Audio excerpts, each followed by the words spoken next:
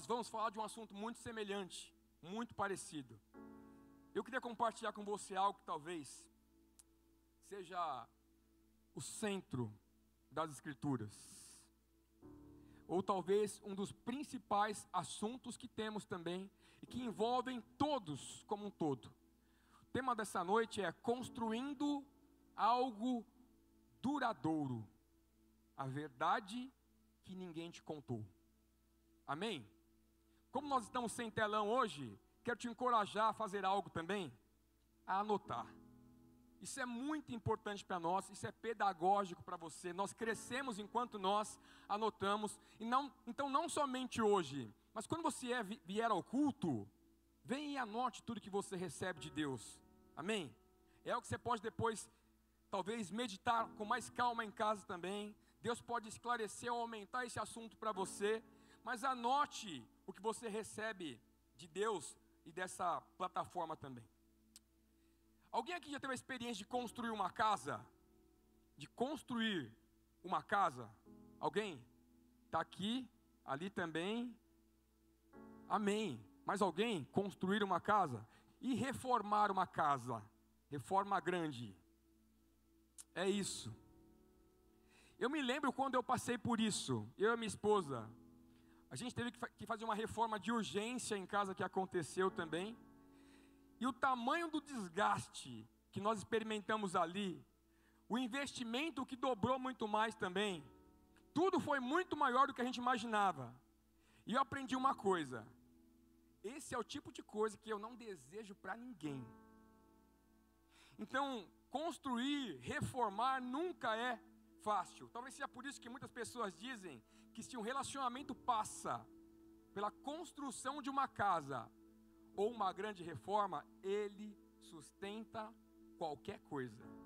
Ele passa por qualquer coisa, ele supera qualquer coisa.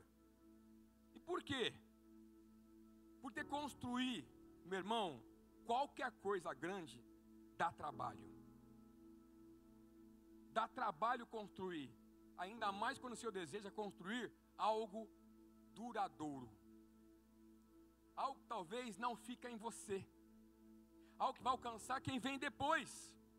Construir dá trabalho e pede muito de nós. Queria que você lesse comigo Salmos capítulo 127. Abra aí. Hoje nós não temos projeção, você vai abrir a Bíblia comigo. Amém? Salmo 127, nós vamos ler o verso 1 e o verso 2. Esse é um texto bem conhecido da palavra de Deus. E o texto diz assim, Salmo 127, verso 1 e 2. Amém? Se o Senhor não constrói a casa, o trabalho dos construtores é vão. Se o Senhor não protege a cidade, de nada adianta guardá-la com sentinelas. É inútil trabalhar tanto, desde a madrugada até tarde da noite, e se preocupar em conseguir o alimento. Pois Deus cuida de seus amados enquanto dormem. Até aí. Esse é um texto muito conhecido da palavra de Deus, que foi escrito pelo grande rei Salomão. Talvez o rei mais sábio de toda a história. E esse capítulo aqui em especial, ele faz parte de uma coleção de cânticos, conhecida como Cânticos da Peregrinação. São 15 cânticos que fazem parte dessa coleção. E aí, de acordo com a lei de Moisés, na época, os judeus deveriam ir a Jerusalém pelo menos uma vez por ano para sacrificar ao Senhor. E esses judeus vinham de diferentes regiões, diferentes cidades. E durante toda a sua peregrinação, essa longa caminhada, eles cantavam ao Senhor. Então, por todo o caminho, eles cantavam ao Senhor. Sabe o que eu lembrei? Eu lembrei do legendário Zafa. A gente cantando ao Senhor, os homens também lá. Mexeu muito comigo. Eu não me lembrei disso. Então eram cantos de peregrinação. E ao cantar este salmo especial, eles estavam lembrando um ao outro de duas coisas. Primeiro, todo bem procede de Deus. E a segunda coisa, Deus abençoa as famílias. Amém? Todo bem procede de Deus, e Deus abençoa as famílias. Era isso que eles cantavam por toda a viagem, encorajando um ao outro, dizendo um ao outro, lembrando um ao outro: fique tranquilo, todo bem procede de Deus. E Deus abençoa a família. Deus abençoa a família. E por que essa verdade é tão importante para nós? Meu irmão, porque nenhum projeto na terra se compara à construção de uma família.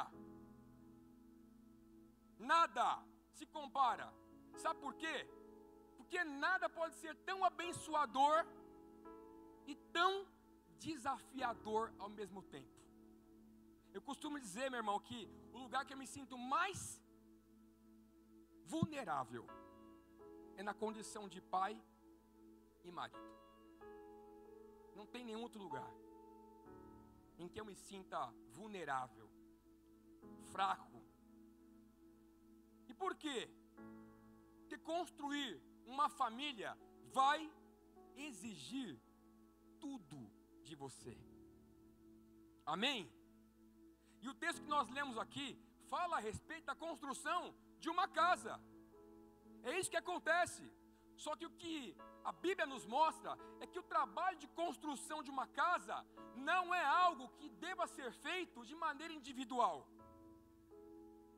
Não dá para fazer de maneira solitária. Meu irmão, a construção de uma família é definitivamente algo que você faz em parceria com Deus. Porque a família, ela é desde o início um projeto que é divino e que não vai funcionar sem Deus. Não acontece plenamente sem Deus. É uma ideia divina, é um projeto divino, não funciona sem Deus. E o problema é que nós estamos tentando muitas vezes construir algo que é divino com ideias terrenas. E talvez você está lutando aí, usando algumas ferramentas que são erradas e nem sabe disso. Erradas e nem sabe disso. E eu queria compartilhar com você, rapidamente, talvez alguns pilares que são inegociáveis. Eles até parecem invisíveis, mas que não dá para negociar para a construção de uma casa. Amém? Então você que é casado, isso é para você. Você que tem filhos, isso é para você. Você que não é casado, não namora, isso também é para você. O que você ouve aqui pode garantir o seu destino. Amém? Então, alguns pilares para que possamos talvez entender como construir algo duradouro. Primeiro pilar, anota: invista tempo com a fundação. Invista tempo com a fundação. O texto que nós lemos no verso 1 diz assim: se o Senhor não for o construtor da casa, meu irmão, isso aqui muda tudo. Olha como o texto começa: se o Senhor. Essa condicional se revela tudo. Não funciona sem Ele. Se o Senhor não for o construtor da casa, inútil será o trabalho dos construtores. Entende uma coisa? Deus quer escrever uma história com a sua família. Você pode dizer amém para isso? Deus quer escrever uma história. Deus quer tocar pessoas com a tua família.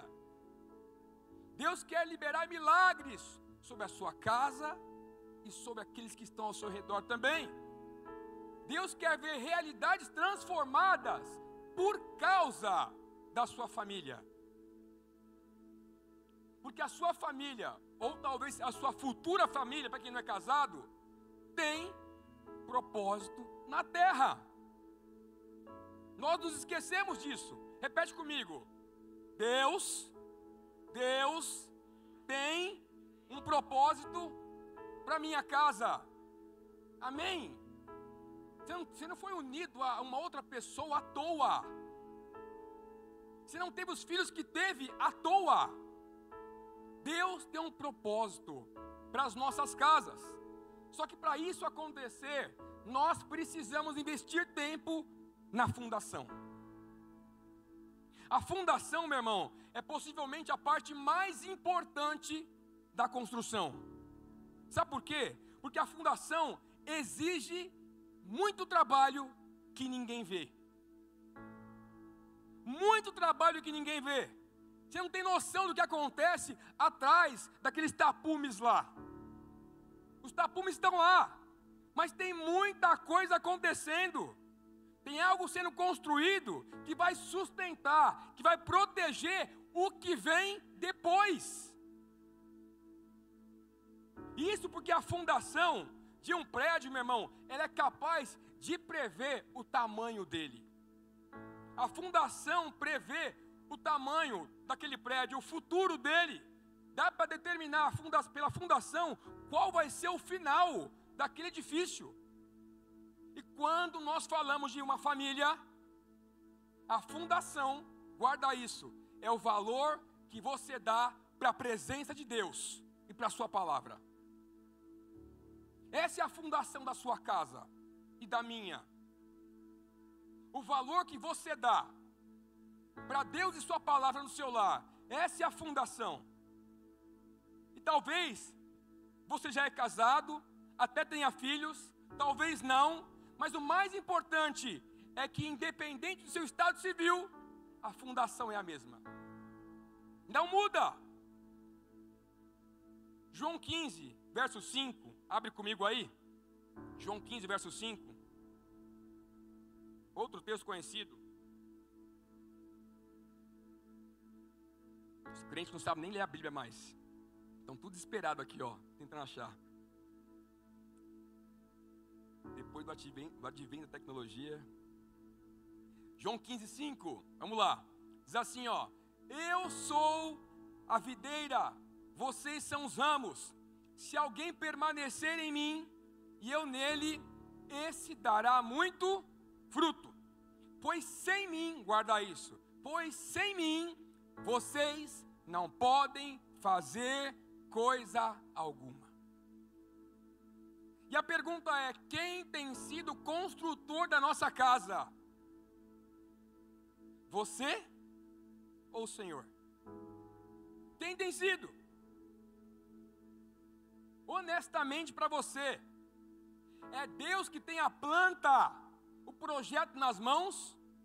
Ou será que somos nós que estamos definindo para onde a nossa casa aponta e vai? Meu irmão, essa frase, Deus falou comigo, nunca foi tão duvidosa nos nossos dias. Nunca foi. Porque o que nós vemos são pessoas confusas, dizendo que foi Deus, que veio de Deus, mas mudando de ideia e direção toda hora, todo instante. Então a pergunta é: quem está no controle? Você ou Deus? Quanta gente, meu irmão, começando um relacionamento e falando é de Deus, para depois de alguns meses separar. Quantos casamentos começando e dizendo foi Deus que uniu, fazendo aliança diante de tantas pessoas, com um filho no meio, para depois de 1 ou 2 anos acabar.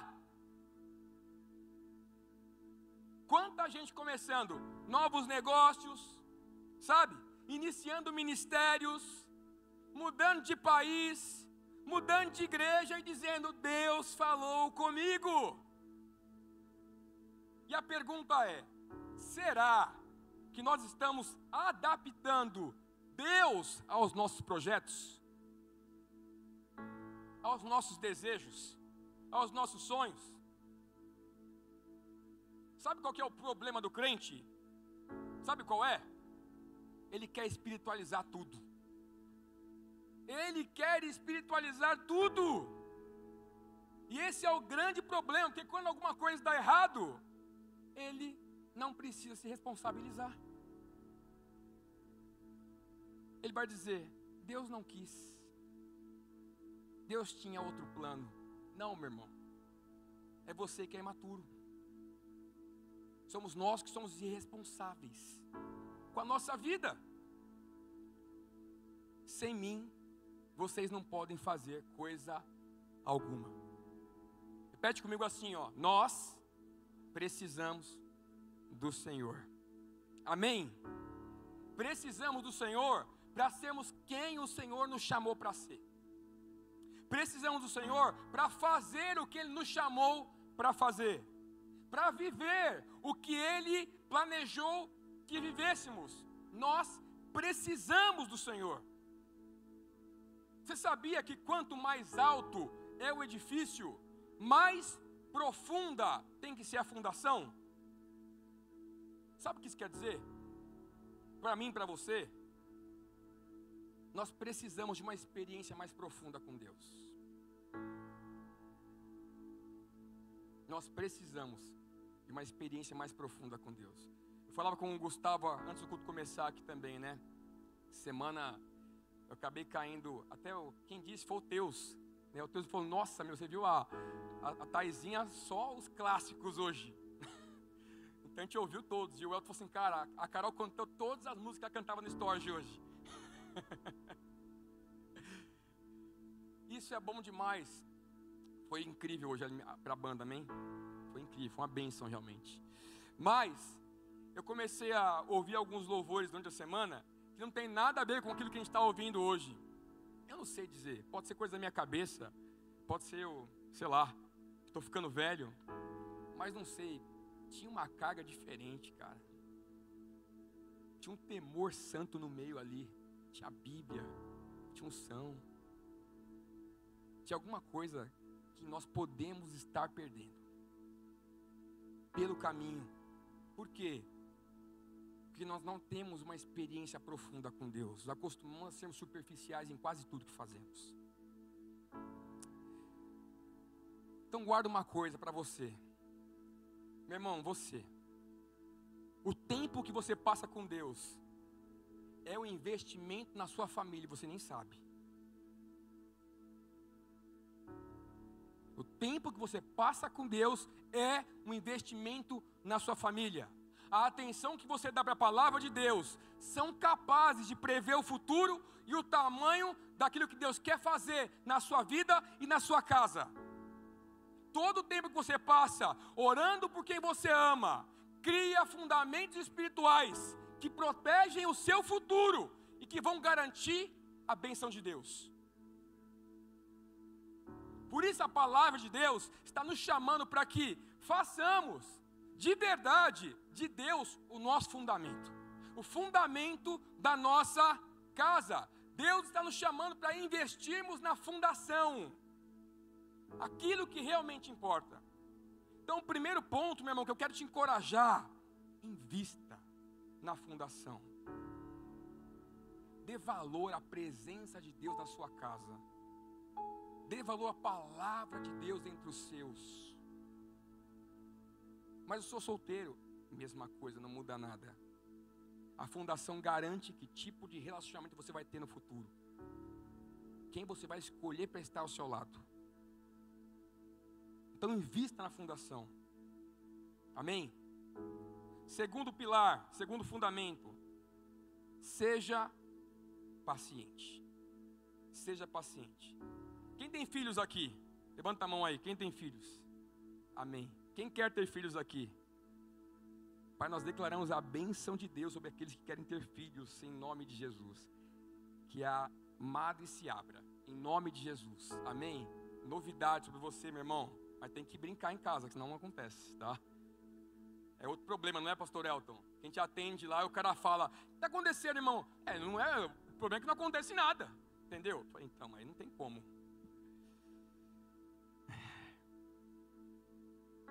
Esses dias eu vi um vídeo de um pastor falando que os adolescentes são a vingança de Deus para a humanidade. Eu tenho uma pré-adolescente aqui na minha frente, minha filha Lorena também. Às vezes ela é uma vingança. Na maior parte das vezes ela é uma grande bênção. Amém? Mas quem tem em casa sabe como é. Mas você sabia que John Wesley, que é um dos maiores evangelistas do século 17, ele foi alfabetizado pela mãe. E ela usava o livro de Salmos como apostila para educar ele e os seus 18 irmãos.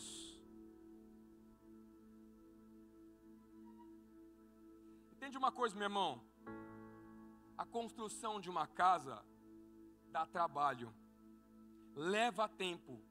Quase sempre essa reforma atrasa. E por causa disso, a mãe de John Wesley sabia que tinha que começar o quanto antes. Era a coisa certa a fazer, começar o quanto antes. Então ela foi para cima da infância dos seus filhos, porque ela sabia que se ela não discipulasse os seus filhos, o mundo faria isso e não ia pedir com educação. A cultura ia acessar o coração dos filhos. Então ela se prontificou em estar com eles. Então entende algo. Você, meu irmão, você é responsável pelo discipulado da sua família. Você, não o pastor, não o líder, não a escola da criança, você é responsável pelo discipulado dos seus filhos. Amém? Sabe, eu tenho 2 filhos. Eu sei como é que é. Eu sento com eles várias vezes na semana, buscando ter devocional com a família. E muitas vezes é um caos completo. Parece que eu estou falando sozinho às vezes. Eu fico bravo às vezes, estressado, que eu me preparo, sento na mesa, né? Aí eu olho para o Pedro, cara, o Pedro viajando completamente, cara, arrancando catota, com o Sonic em cima da mesa, assim, tá, e eu lá, meu, eu incorporo, a minha esposa sabe, eu estou pregando, fico assim ó, na mesa, o olho arregala, faz tudo, né, assim, então estou lá, tentando a atenção deles, e nada.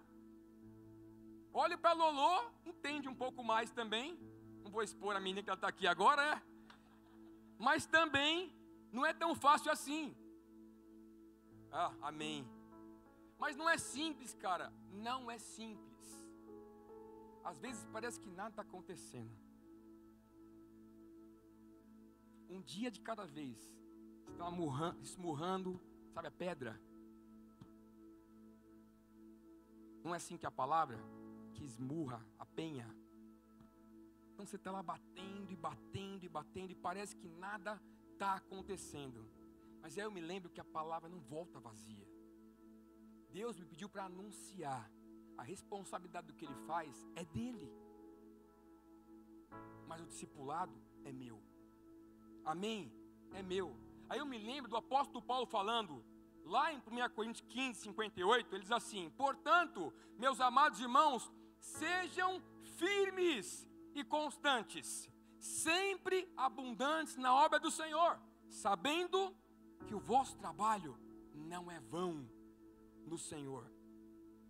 É isso que Ele nos chama, firmes e constantes. Nós precisamos ter paciência, porque toda construção leva tempo. Amém? Sabe o que isso significa para nós? Não encara uma fase ruim da sua família como se aquilo fosse o fim da história. O que nós precisamos é ter os nossos olhos na imagem final daquele projeto e sermos fiéis em cada tijolo. Fiéis em cada tijolo que nós colocamos ali. Sabe por quê? Porque é Deus que tem a planta. Amém? Repete isso, é Deus que tem a planta. É Deus que tem a planta. Então seja paciente com seus filhos. Seja paciente com o seu casamento. Ou você é solteiro em esperar seu casamento. Seja paciente consigo mesmo. Às vezes a gente não é. Estava compartilhando, eu e o Gustavo também, né? Ele falou, pastor, às vezes, posso falar, Gu? Né? E ele falou, cara, às vezes eu tenho uma dificuldade, né, assim, em ser um pouco perfeccionista. Eu falei, cara, eu tenho a mesma coisa. E quem me tratou foi minha esposa, que me dizia, para de se cobrar tanto assim. Porque quando eu errava, meu irmão, eu me jogava. Não, eu sou o pior, não presto para mais nada. Como é que eu fiz isso? Nós precisamos aprender a sermos pacientes com a gente também. Nós estamos crescendo, estamos avançando. Deus não está só construindo seus filhos, tua esposa, é você também. Você não é o pai que vai ser daqui 10 anos. Você entende isso? Então, sermos pacientes conosco também. E o outro ponto, a paciência, meu irmão, tem que andar de mãos dadas com a fé. Fé e paciência. O verso 2 que nós lemos no texto, ele usa 3 verbos importantes para nos ensinar. Ele diz assim, ó, é inútil trabalhar. Depois ele fala se preocupar e depois dormir. O que é trabalhar? Meu irmão, Deus quer que você prospere, que a sua família prospere. Ganhar dinheiro e ter uma boa vida não é errado. Mas tudo isso se torna inútil se isso me afasta da presença de Deus. E o problema é que muitos de nós temos nos desgastado com um estilo de vida que não é seu, que é agressivo, onde a nossa ocupação, o nosso trabalho se tornou o centro, tomou o lugar do Senhor. Gente vivendo a vida como se tudo dependesse da sua produtividade. Tudo dependesse do quanto eu faço de horas extras. Como se o nosso trabalho pudesse garantir o nosso futuro. Mas a Bíblia diz, inútil é trabalhar tanto. Eu sei que os motivos que você tem, meu irmão, para trabalhar bastante, podem ser muito nobres. Mas trabalhar muito não vai te livrar de viver uma vida preocupada. Preocupada. E esse é o segundo verbo que o texto usa, preocupar. E meu irmão, quanta gente preocupada com a vida. Já deve ter ouvido falar que o Brasil tem a população mais ansiosa do mundo. São mais de 18 milhões de brasileiros sofrendo com transtornos de ansiedade. Então já virou, de fato, questão de saúde pública, que tem que ser tratada, porque atrapalha a vida. E é por isso que vão dizer que ansiedade é excesso de futuro. Ela faz com que nós nos preocupemos com algo que nem aconteceu ainda, que nem é uma realidade ainda. Rouba a nossa alegria, rouba a nossa esperança. Só que o texto que nós lemos vai nos lembrar também que inútil é se preocupar. Inútil é se preocupar com aquilo que ainda nem aconteceu. Eu me lembro quando eu estava muito preocupado com meus filhos, sabe? Eles vão crescendo também assim, e você imagina coisas, vê como é que está o mundo hoje assim, e tanta coisa acontecendo ao redor. E eu estava muito preocupado, muito preocupado. E o que sarou a minha alma talvez, foi quando Deus falou comigo o seguinte: Oliver, eu sou o Deus de toda a sua história. E quando ele disse para mim isso, não era sobre mim, ele estava dizendo, e dela também, e do Pedro também. Calma, para de se preocupar com aquilo que nem aconteceu ainda. Sou eu que tenho a planta, então é inútil se preocupar. E não é sobre nós vivermos uma vida que é irresponsável, mas é sobre nós não deixarmos isso ou aquilo nos afetarmos, sabe? Aquilo que nem aconteceu. Então a pergunta é, o que fazer? Que enquanto nós nos envolvemos no cuidado com a vida, com a família, parece impossível para nós não trabalhar tanto e não nos preocuparmos tanto também. O que fazer? Meu irmão, a Bíblia, ela nos concede um caminho. Ela diz para a gente, inútil trabalhar tanto, é inútil se preocupar em conseguir o alimento. Por quê? Porque Deus cuida dos seus amados enquanto dormem. Dormir é o terceiro verso que o texto usa. Terceiro verso do texto. E dormir, meu irmão, é o mesmo que descansar. Mas descansar não tem nada a ver com a gente não fazer nada. Não é sobre não estarmos estacionados. É muito mais sobre uma postura, uma posição de confiança que nós temos. É sobre reconhecermos que a nossa família pertence realmente ao Senhor. Sabe o que isso quer dizer para nós? que meu muito trabalho, minhas muitas preocupações não são garantia de sucesso, mas a graça de Deus é. A graça de Deus é tudo que nós precisamos.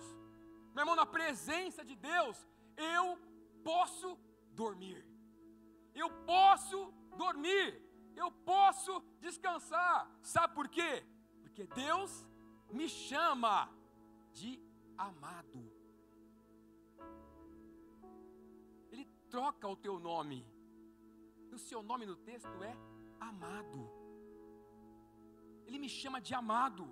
Deus cuida dos seus amados enquanto dormem. E o verso 1 que nós lemos também diz: se o Senhor não protege a cidade, de nada adianta guardá-la com sentinelas. Sabe o que é isso? Nos tempos antigos, meu irmão, quando era noite, eles colocavam vigias ao redor da cidade, sentinelas no muro, para que houvesse proteção. E meu irmão, tem gente que não consegue nem dormir à noite com tanta preocupação. Gente que quando coloca a cabeça no travesseiro, vê o dia amanhecendo, pensando em tanta coisa. Gente com insônia, gente ansiosa, gente preocupada.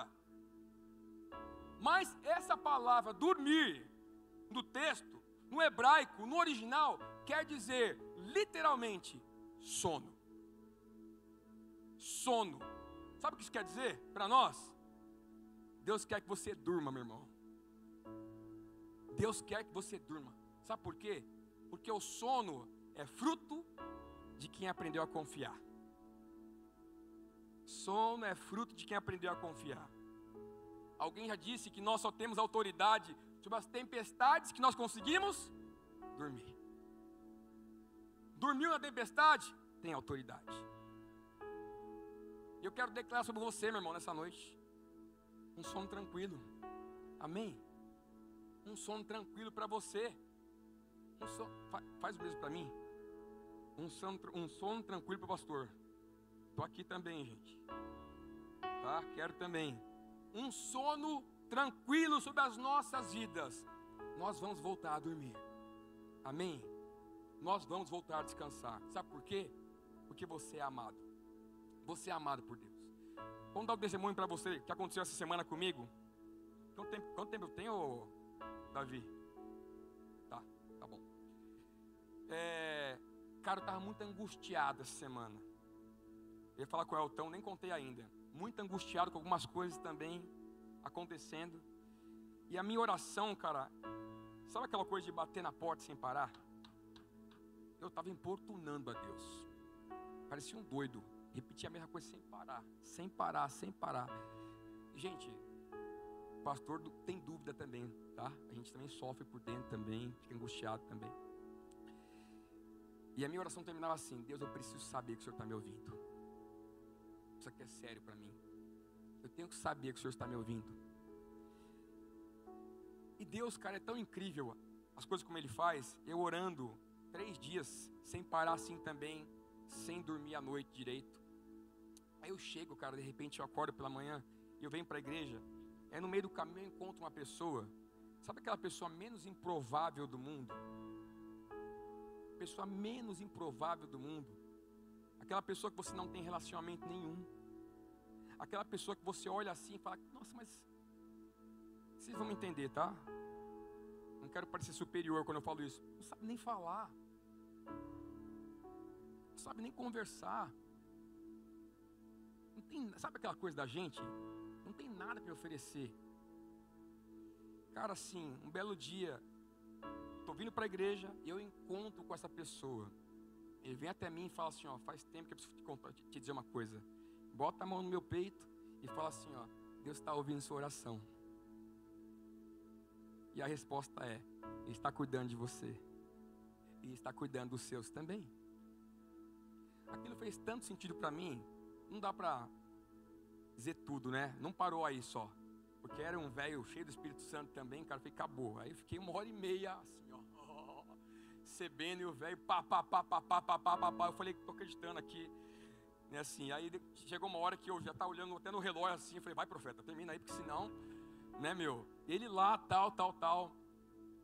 Mas, ouvir aquilo em um dia comum, inesperado, me fez me lembrar, você é amado. Eu estou ouvindo você. Então eu tenho que dizer isso, meu irmão. Deus está cuidando de você. Amém? Deus está cuidando dos seus filhos. Deus está cuidando do seu casamento. Deus está cuidando de nós.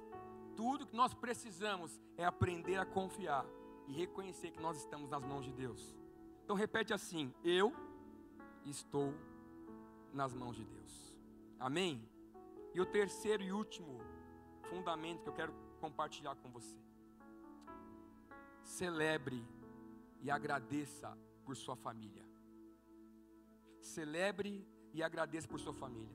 Algum tempo atrás, eu estava assistindo um filme com a minha família, e era uma equipe de corredores também que se envolve numa grande prova de competição. E aí o líder daquela equipe, ele é um corredor que ele é muito competente, mas que ele se sente muito frustrado, porque ele nunca conquistou o que ele queria.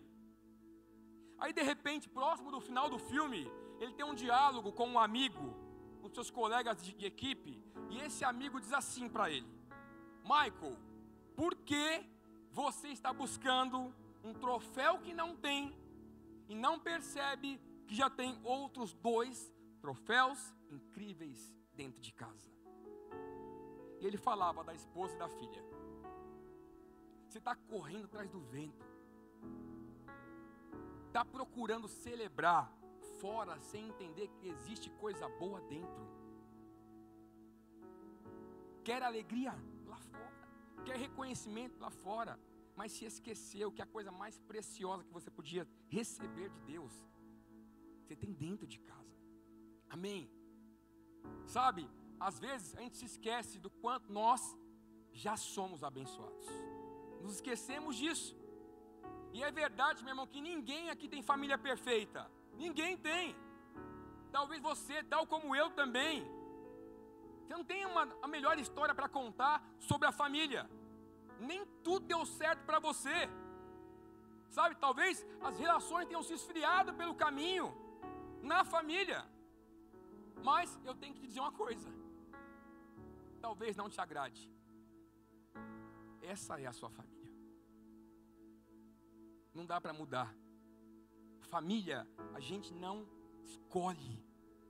E eu quero te perguntar, qual foi a última vez que você orou de todo o coração, agradecendo pela sua família?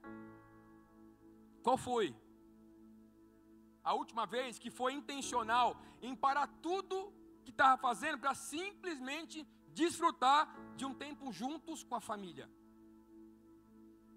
Qual foi? De criar memórias. A gente tem uma coisa que é tão simples em casa. Sabe o que é? Quase toda sexta-feira, tem algumas que não dá, mas a gente sai de casa para tomar um sorvete. Sai de casa, caminhando, vai até uma sorveteria, de boa também. Cada um escolhe 2 sorvetes. A gente senta no meio da rua para tomar. E um dia minha filha perguntou: por que, pai? Eu falei: para criar memórias. Talvez ela vai se lembrar daqui 30 anos. E aquilo vai fazer a diferença para ela. Do que aquilo vai comunicar para ela do que é família. Sabe? De celebrar que você tem os seus pais com você.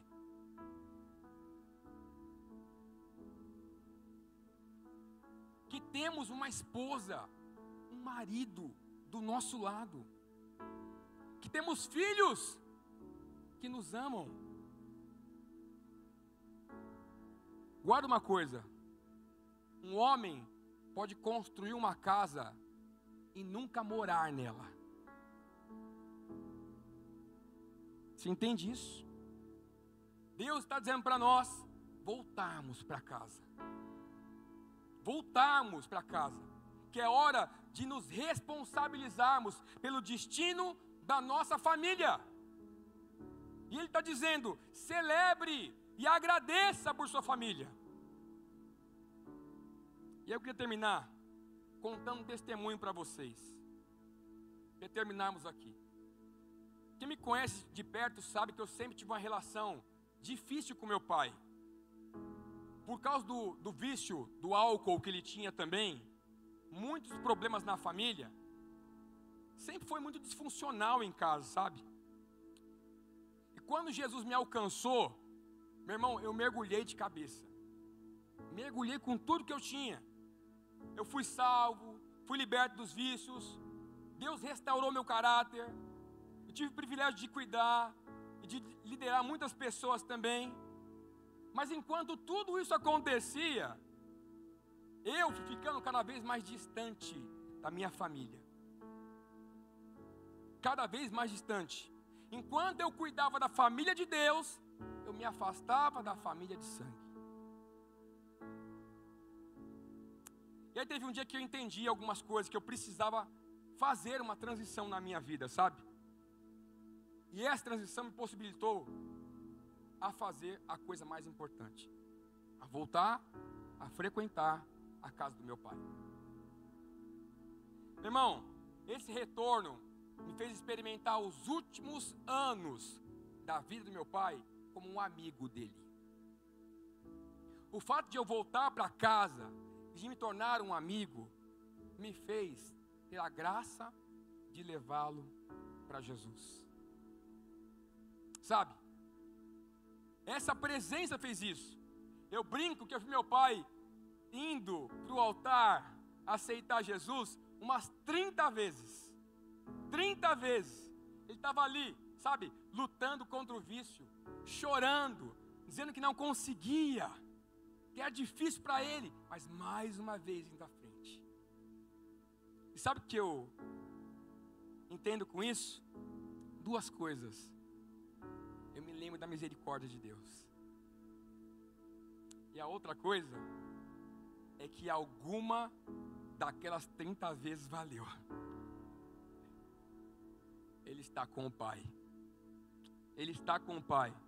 No final o pai teve um acidente que deixou algumas sequelas nele. Ele não conseguia mais falar. E eu me lembro que no último dia da vida dele, último dia, eu fui vê-lo no hospital. Eu cheguei lá e meu pai estava diferente. Estava ativo, estava se movendo bastante também. Parecia que meu pai tinha voltado. Eu liguei para a mãe e falei: mãe, aconteceu um milagre. O pai voltou. Depois me explicaram a tal da melhora da morte também, que algumas vezes acontece. O pai voltou. E meu pai não conseguia mais falar. Não falava mais. Mas no último dia da vida dele, eu me lembro de ele me olhar nos olhos, puxar o ar. E ele disse 3 palavras: família. Família. Família. Fui para casa, ele faleceu. Sabe, meu irmão, a família é a maior bênção que nós podemos receber na terra. Mas nada se compara a isso. E Deus está chamando você e eu também para cuidarmos, para zelarmos pelo nosso lar, para desfrutarmos desse bem tão maravilhoso que Deus nos deu. A verdade que ninguém te contou, meu irmão, é que para construir uma família, nós não precisamos de mais trabalho, nem mais dinheiro, ou algo que garanta a segurança da casa. Nós precisamos de Deus. Nós precisamos de Deus. Ele é o construtor, e Ele quer ser o nosso parceiro na construção da nossa casa. Hebreus capítulo 3, verso 4 diz assim: pois toda casa é edificada por alguém, mas Deus é aquele que edificou tudo. Quero terminar dizendo: se Jesus não for o centro da nossa vida e da nossa família, o nosso esforço é inútil. Porque Cristo, meu irmão, Cristo é a salvação que nós precisamos. Cristo é o descanso que precisamos para nossa alma. E para construirmos uma casa, nós precisamos de Deus. Amém? Feche seus olhos. Quero orar com você.